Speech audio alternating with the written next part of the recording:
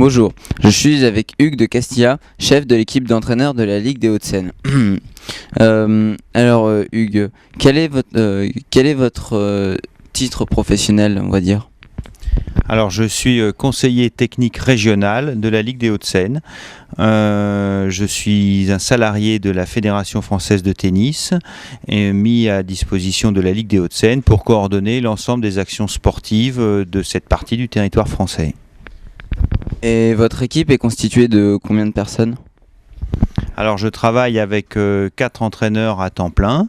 Je travaille également avec un préparateur physique à temps partiel, avec un formateur d'enseignants également à temps partiel. Et je suis en relation avec tous les enseignants professionnels de la Ligue des Hauts-de-Seine, qui sont environ 200 dans les clubs, ainsi que leurs dirigeants. Et quel est votre rôle au sein de la Ligue? Mon rôle au sein de la Ligue comporte 3 grandes missions. La première consiste à détecter les talents dans les écoles de tennis des clubs, d'aider les clubs à former ces joueurs dans le but soit de former une élite régionale, soit de contribuer à l'alimentation de l'élite nationale lorsque quelques individus présentent des aptitudes particulières. La deuxième grande mission consiste à former l'ensemble des enseignants qui interviennent dans les clubs. Donc nous organisons des stages de formation pour des enseignants bénévoles ou des enseignants professionnels qui passent les diplômes leur permettant d'en faire leur profession. Et la troisième mission consiste à conseiller les dirigeants des clubs, les présidents en particulier, pour la mise en place des politiques sportives dans leur club, le recrutement de leurs enseignants et leur capacité à répondre à des objectifs sportifs précis. Bien, merci beaucoup. Je suis avec Eric Boisson de l'équipe d'entraîneurs de la Ligue. Eric, quel est votre titre au sein de la Ligue? Donc mon vrai titre, c'est conseiller sportif départemental. Mon travail consiste au sein de la Ligue à organiser, à structurer l'entraînement des meilleurs jeunes de la Ligue. Et quel est votre rôle au quotidien?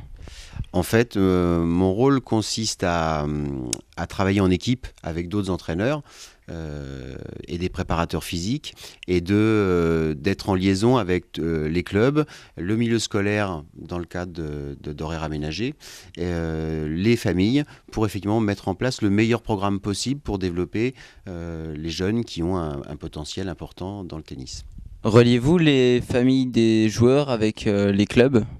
Oui, on favorise effectivement les dialogues pour que tout soit le plus transparent possible et que la mise en place soit la plus harmonieuse entre l'entraînement, la vie quotidienne des jeunes, le monde scolaire, donc les dirigeants et les éventuels autres intervenants dans leur vie.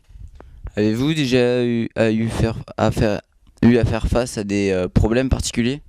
C'est vrai que d'avoir un projet fort et élevé dans le tennis où il y a une concurrence très très forte en France et au niveau international, c'est vrai que forcément un jeune qui a ce type de projet se soumet à des prises de risques importantes et qui l'amène à être par moments peut-être en difficulté et nous on est là pour essayer de résoudre ces problèmes-là, de l'aider, mais c'est vrai que de temps en temps c'est des situations qui sont pas faciles à vivre. Et dans le cas où un joueur est blessé et donc ne pourra plus faire de tennis à vie, s'il a eu beaucoup de mal à rejoindre l'entraînement scolaire, comment faites-vous pour le réintégrer dans la vie? En fin de compte, notre projet, il est là justement, c'est de permettre à des jeunes en France de pouvoir garder un contact avec vraiment le haut niveau sans jamais se séparer d'une éducation normale sur le plan scolaire, voire même avec un bon niveau scolaire. On a la chance d'avoir des établissements de très bon niveau et en fait des enfants qui sont du meilleur niveau national sont en même temps dans les meilleures conditions scolaires et c'est vrai que c'est ce qui fait la réussite de notre projet depuis longtemps, je crois. D'accord, ben merci beaucoup, c'était TV Imagine.